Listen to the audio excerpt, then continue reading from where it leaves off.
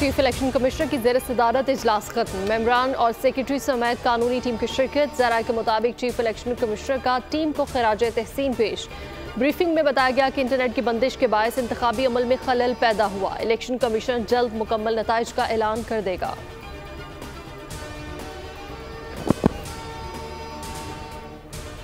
Chairman peoples party ने वाज़ेह कर दिया, बलूचिस्तान पंजाब वफाक में पीपी के बगैर हुकूमत नहीं बन सकती। पीपल्स पार्टी की नुमाइंदगी चारों सूबों में मौजूद है।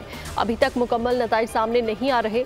बिलावल भुट्टो ने कहा कि यह कहना कबल वक्त है कौन कहाँ हुकूमत बना रहा है। पीपी का अभी तक नून लीग या पीटीआई किसी से बाज़ाब्ता राब्ता नहीं हुआ। अकेला हुकूमत नहीं बना सकूंगा तो अपने मंशूर पर अमल दरामद नहीं कर सकता। कौन होगा हुक्मरान, कौन हिज़्ब इख्तिलाफ की सीटों पर होगा बराजमान। नंबर गेम ड्रामाई सूरत इख्तियार कर गया।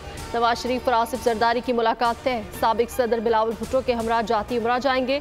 मुस्लिम लीग नून ने आज़ाद उम्मीदवारों से राब्ते के लिए कमेटी बना दी है। शहबाज शरीफ का मौलाना फजलुर रहमान को फ़ोन। हुकूमत साजी से मुतालिक नवाज शरीफ का पैगाम पहुंचा दिया।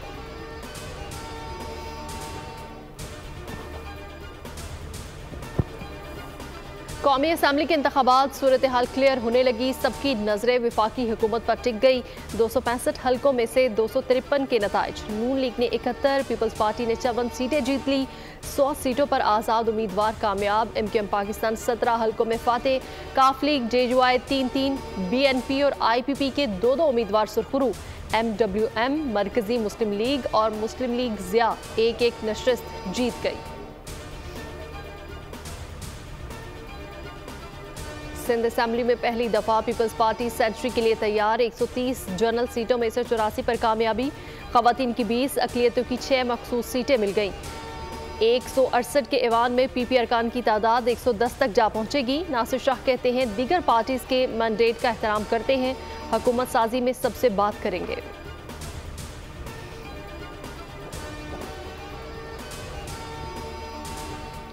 और MQM का 8 साल बाद अजीज़ाबाद में सियासी ताकत का मुजाहरा। इंतखाबात में कामयाबी का जश्न कल जिना ग्राउंड में मनाया जाएगा।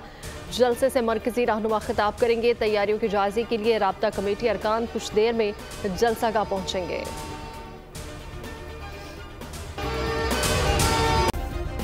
सब्सक्राइब करें और बेल दबाएं ताकि कोई खबर रह न जाए।